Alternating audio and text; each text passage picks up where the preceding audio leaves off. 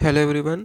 BEd semester 4 का जो paper है क्रिएटिंग एन इंक्लूसिव स्कूल, जिसमें टॉपिक है national policy for person with disabilities 2006 with reference to inclusive education. इस topic पर आज हम लोग इस वीडियो में नोट्स देखने वाले हैं, इसलिए जो भी चैनल पर नए हैं चैनल को सब्सक्राइब भी कर लें, क्योंकि इस चैनल पर आपको बीएड रिलेटेड सारे नोट्स हिंदी एंड इंग्लिश में मिलते हैं। और यह जो वीडियो है वह हिंदी एंड इंग्लिश दोनों में रहने वाला है। तो वीडियो हम लोग कंटिन्यू करते हैं। जो नेशनल पॉलिसी एक्ट है जो कि पीडब्ल्यूडी पर्सन्स के लिए आया था, तो इंक्लूसिव एजुकेशन के रेफरेंस हम लोग देखने वाले हैं। तो this policy was formed on 10th February 2006 which comes under Ministry of Social Justice and Empowerment. It came into force to ensure the interest and rights of disabled person. यह नीति जैसा कि 10 फरवरी 2006 को गठित किया गया था और यह सामाजिक न्याय एवं अधिकारिता मंत्रालय के अधीन आता है और यह व्यक्ति के हित और उसके अधिकारों को सुनिश्चित करने के लिए लागू हुआ था, उनके बेटरमेंट के लिए। आगे हम लोग देखते हैं। The motive of this policy was to ensure and enhance the inclusive education and equal rights for everyone as said in our constitution. The violators should be punished if needed. इस नीति का उद्देश्य यही था कि जैसा कि हमारे संविधान में बताया गया है कि सभी को इक्वल राइट्स दिया गया है, तो समावेशी शिक्षा सभी के लिए है तथा समान अधिकार को सुनिश्चित करना, उसको बढ़ाना, और अगर इस चीज़ का कोई अगर प्रोटेस्ट करता है, अगर कोई इस चीज़ का बीच में बाधा बनता है तो उसको पनिश भी करना, ये इसके अंदर में था, इस एक्ट के अंदर में। नेक्स्ट है कि the national policy recognizes that person with disabilities are available human resource for the country and seeks to create an environment that provides them equal opportunities, protection of their rights and full participation in society. राष्ट्र नीति यह मानती है कि जो person with disabilities है यानी पीडब्ल्यूडीज़ हैं, देश के लिए मूल्यवान मानव संसाधन है तथा एक ऐसा परिवेश तैयार करना चाहते थे वे जिससे कि उन्हें समान अवसर मिले और सोसाइटी में भी अपना इक्वल पार्टिसिपेशन में रखें और उनको सभी राइट्स का अधिकार हो और उनको वो चीज़ मिले। आगे हम लोग देखते हैं प्रीवियस कुछ एक्ट आए थे पीडब्ल्यूडी से, जैसे कि 1995 में आया था, जिसका भी मोटिव था कि equal opportunities, protection of right and full participation, ये उनका मोटिव था 1995 में। इससे पहले 1992 में आरसीआई आया था, rehabilitation council of India act, came to ensure the rehabilitation of PwDs, means कि वो जो लोग थे उनके बेटरमेंट के लिए, और जो पीडब्ल्यूडीज के लोग थे उनके हेल्थ बेटरमेंट के लिए, और डिसेबिलिटी जो हो रहा था उसको कम करने के लिए ये 1992 में लाया गया था।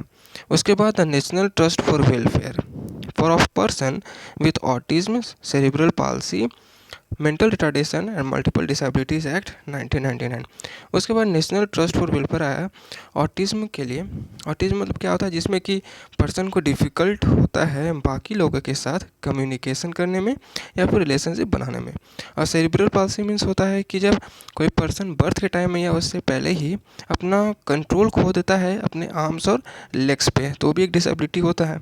मेंटल रिटार्डेशन में क्या होता है कि पर्सन का जो एवरेज स्किल्स से भी कम होता है, उसका इंटेलिजेंस स्किल्स नॉर्मल पीपल की अपेक्षा उसका कम होता है, तो वो भी एक डिसेबिलिटी में आता है। और मल्टीपल डिसेबिलिटीज हो सकते हैं लोगों को। तो ये एक्ट आया था उनके बेटरमेंट के लिए, एक ट्रस्ट था उनके वेलफेयर के लिए। अब कुछ ऑब्जेक्टिव्स हैं of the national policy for PwDs person, जो कि 2006 में आया था, तो इनका क्या ऑब्जेक्टिव्स था इसको हम लोग देखते हैं। पहला है बैरियर फ्री इन्वायरमेंट।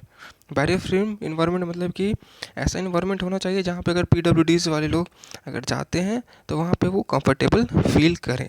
ठीक है, जैसे मॉल वगैरह में क्या होता है कि अभी वैसे बहुत सारे डिसेबिलिटीज़ वाले पर्सन होते हैं जो सभी नहीं जा पाते हैं, कुछ ही जा पाते हैं, तो वैसा क्या करना है कि उनको बैरियर फ्री बनाना है। सेकेंड है कि वुमेन विद डिसेबिलिटीज़, अब जो वुमेन डिसेबिलिटीज़ के साथ हैं उनके बेटरमेंट के लिए करना है। इसको हम लोग डिटेल वे में डिस्कस करने होंगे, हम लोग शॉर्ट में डिस्कस कर रहे हैं। थर्ड है कि इशू ऑफ डिसेबिलिटी सर्टिफिकेट, जो डिसेबिलिटी जैसे कि हम लोग को जानते हैं कि जो पर्सन डिसेबिलिटी में आते हैं उनका एक सर्टिफिकेट बनता है, तो उसको इशू करना, उस जल्दी इशू करना। प्रमोशन ऑफ एनजीओ, अब कुछ एनजीओ जो कि बेटरमेंट के लिए काम करते हैं पीडब्ल्यूडीज पर्सन के लिए, तो उनका प्रमोशन करना, उनको बढ़ावा देना, गवर्नमेंट का सपोर्ट मिलना।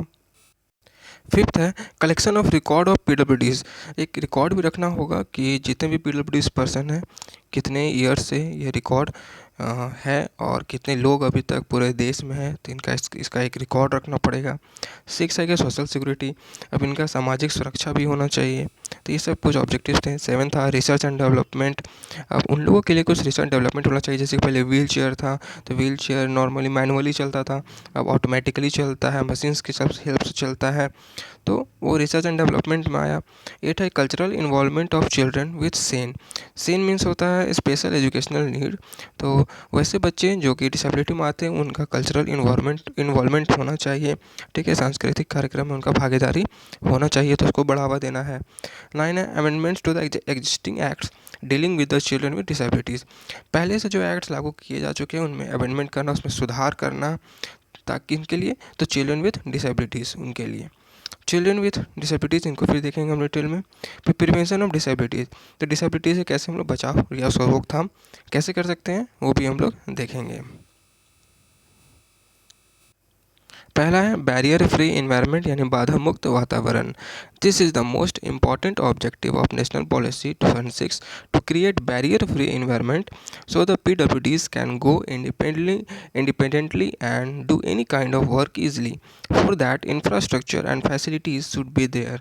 जो मैंने बताया था, मॉल वाला केस जो मैंने बताया था कि बैरियर फ्री इन्वायरमेंट होना चाहिए, ताकि जो PWDs लोग हैं वो कहीं भी इंडिपेंडेंटली जा सकें और कोई भी काम को कर सके, ऑफिस में हो या मॉल में हो या फिर कहीं में घूमने वाले जगह हो, वहाँ पे वैसा इंफ्रास्ट्रक्चर बनाना चाहिए कि सभी लोगों को वो कंफर्टेबल हो उसका इस्तेमाल करने में, ताकि जो डिसेबिलिटीज़ पर्सन है वो खुद को ना महसूस कर सके।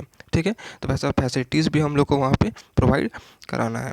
तो ये कहता है बैरियर फ्री इन्वायरमेंट। नेक्स्ट देखते हैं, सेकेंड है women with disabilities. They should be protected against abuse and exploitation. अब वैसे ladies they should be protected against abuse and exploitation, means कि उन पर जो शोषण हो रहा है, जैसे पर्सन वैसे वुमेन जो डिसेबिलिटी के साथ हैं, तो उनको अगर घर में या बाहर समाज में अगर उनके साथ एक्सप्लॉयटेशन हो रहा है, उनके साथ एब्यूजिंग किया जा रहा है, तो उससे उनको बचाना है। There should be programs for education, employment and rehabilitation to women with disabilities keeping in mind of their special needs। तो वैसे वुमेन्स डिसेबिलिटीज़ के साथ जो हैं तो उनके स्पेशल नीड्स को ध्यान में रखते हुए उनके लिए एजुकेशन प्रोग्राम को लाया जाना चाहिए, एम्प्लॉयमेंट लाया जाना चाहिए उनके लिए, और वुमेन के हेल्थ के बेटर कंडीशन को लाया जाना चाहिए और उनके बढ़ावा देना चाहिए अच्छे उनका हेल्थ को बेटर करने के लिए वैसे प्रोग्राम्स को लाया जाना चाहिए। Next, special educational and vocational training facilities. Special educational provide करना चाहिए और वोकेशनल ट्रेनिंग जैसे कढ़ाई बुनाई का काम, सिलाई का काम, पेंटिंग का काम, मेहंदी का काम, ये सब काम उन लोग को सिखाया जाना चाहिए। ठीक है, नेक्स्ट हम लोग आते हैं third, issue of disability certificates. एक सर्टिफिकेट्स उन लोग को प्रोवाइड किया जाता है। तो there are guidelines from the government of India for evaluation of the disabilities and issuing them the certificate. Bharat सरकार द्वारा विकलांगों के मूल्यांकन तथा उन्हें प्रमाण पत्र जारी करने के लिए दिशा निर्देश दिए गए हैं, जो कि भारत सरकार प्रोवाइड कराती है और उससे उन लोगों को बेनिफिट्स मिलते हैं। The government ensure that PWDs get the disability certificates without any problem and in less time, transparent and client-friendly procedures। सरकार सुनिश्चित करती है कि जो PWD विकलांग प्रमाण पत्र है वो बिना किसी प्रॉब्लम का, बिना कोई ज़्यादा विलंब किए, लेट किए, कम टाइम में उन लोगों को यह उपलब्ध करा दिया जाना चाहिए और एक पारदर्शी और ग्राहक अनुकूल प्रक्रिया होनी चाहिए। ठीक है, जिससे कि उन लोग को ये सर्टिफिकेट लेने में कोई दिक्कत ना हो और जल्दी से जल्दी उनको ये मिल सके और जो गवर्नमेंट के द्वारा जो स्कीम्स लाया जाता है उसका ये फ़ायदा ले सके। नेक्स्ट है 4, प्रमोशन ऑफ NGO।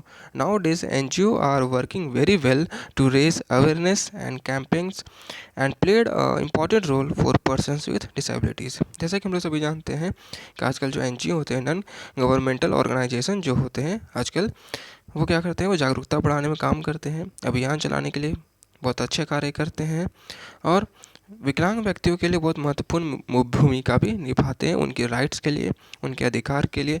बहुत जगह पे NGO क्या होते हैं कि डिसेबिलिटीज़ जो पर्सन्स हैं उनके अधिकार के लिए लड़ते हैं और उनका जो हक होता है उसको वो दिलाते हैं।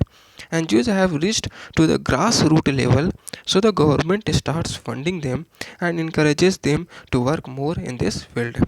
जो एनजीओज़ होते हैं वो ग्रास रूट लेवल तक चले जाते हैं, जितना कि गवर्नमेंट सरकार जो है नहीं जा पाती है। तो गवर्नमेंट क्या करती है कि उनको फंडिंग देना स्टार्ट करती है और उनको इनकरेज भी करती है, ताकि वो इस काम में या इस एरिया में, इस फील्ड में वो अपना और बेटर कर सकें। NGOs are providing assistive aids, education, food, etc. and so many. NGOs are working with the governments to enhance the life of PWDs. तो NGOs के अंदर में क्या होता है, उनको जब फंडिंग मिलता है तो वो एड्स प्रोवाइड करते हैं, असिस्टिव एड्स जो हेल्प होता है डिसेबिलिटीज़ पर्सन को, किसी को चलने में दिक्कत है, देखने में दिक्कत है, तो वो सब एड्स उनको प्रोवाइड करते हैं। एजुकेशन प्रोवाइड किया जाता है, फूड्स प्रोवाइड किया जाता है, रहने के लिए भी स्थान, जगह प्रोवाइड किया जाता है।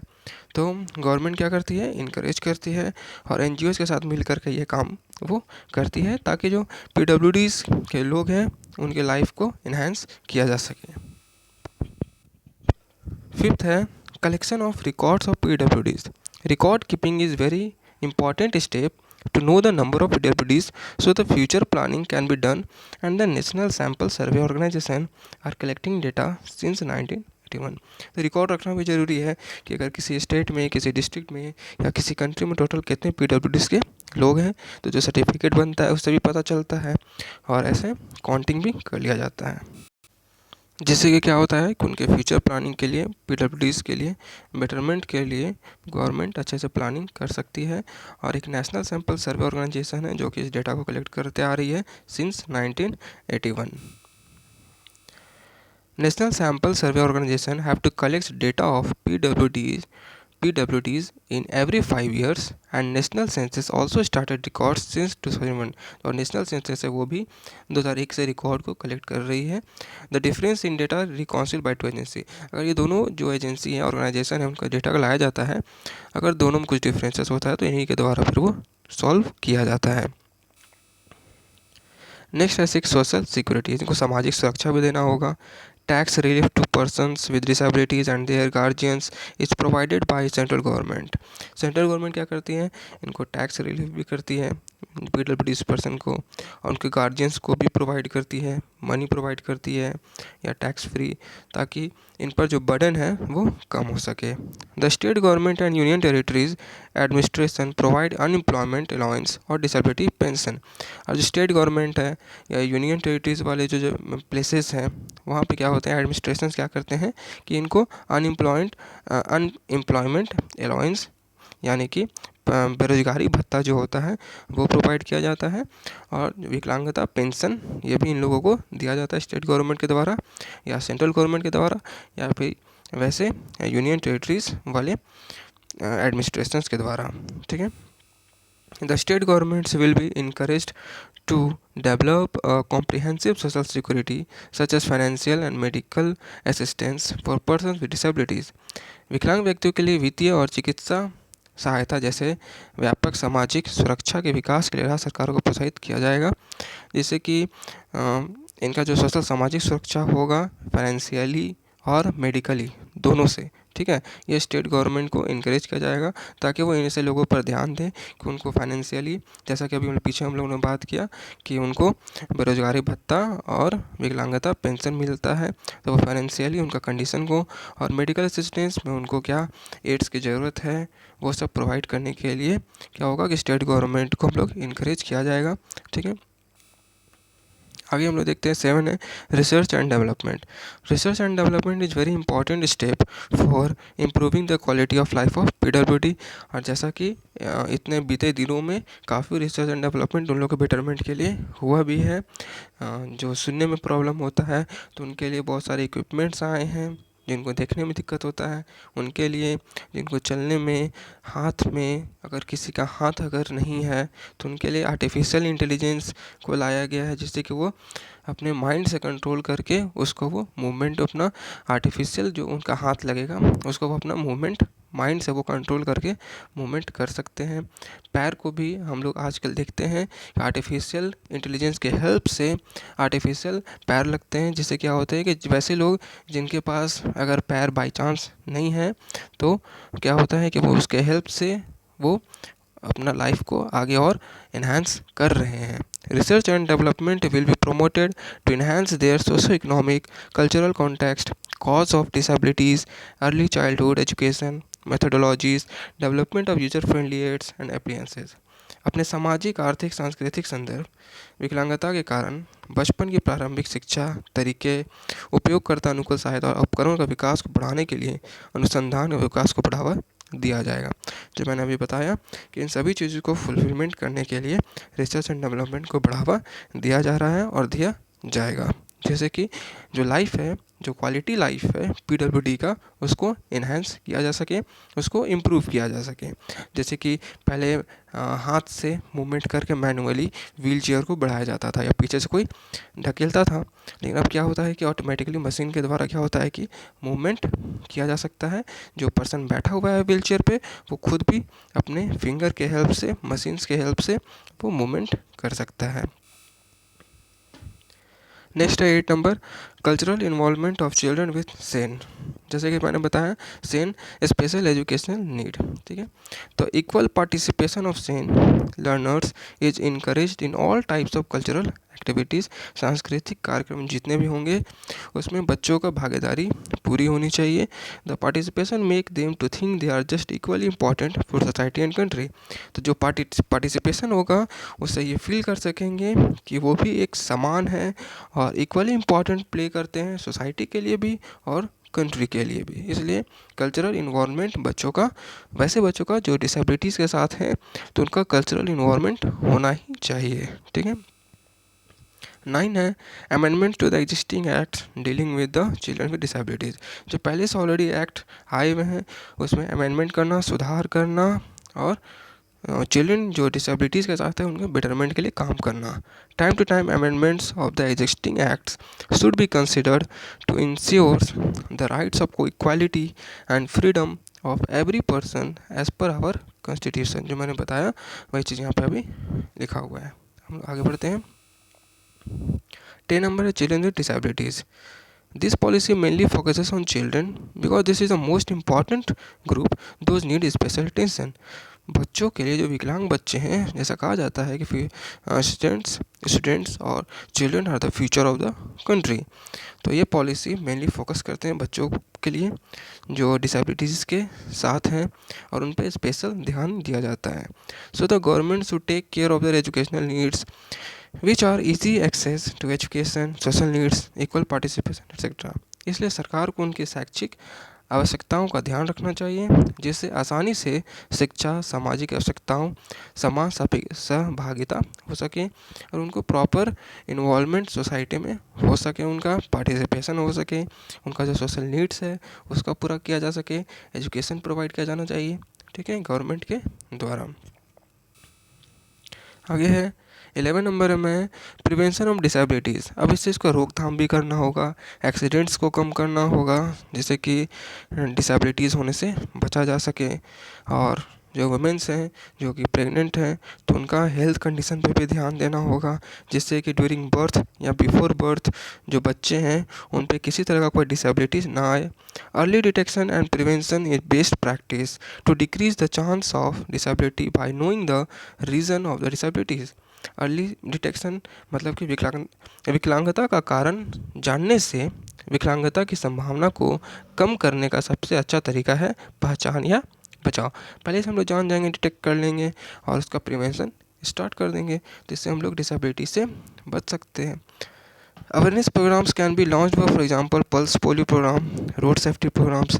जैसे कि एक टाइम था जब इंडिया में पोलियो से बहुत ज़्यादा डिसेबिलिटीज़ हो रहे थे तो इसके लिए गवर्नमेंट ने स्कीम्स लगाया, इसके लिए पोलियो निकाला जो कि 2 बूंद जो कि दिया जाता है बच्चों को। जब बच्चे जन्म लेते हैं तो कुछ ईयर्स तक वो पोलियो पिलाया जाता है।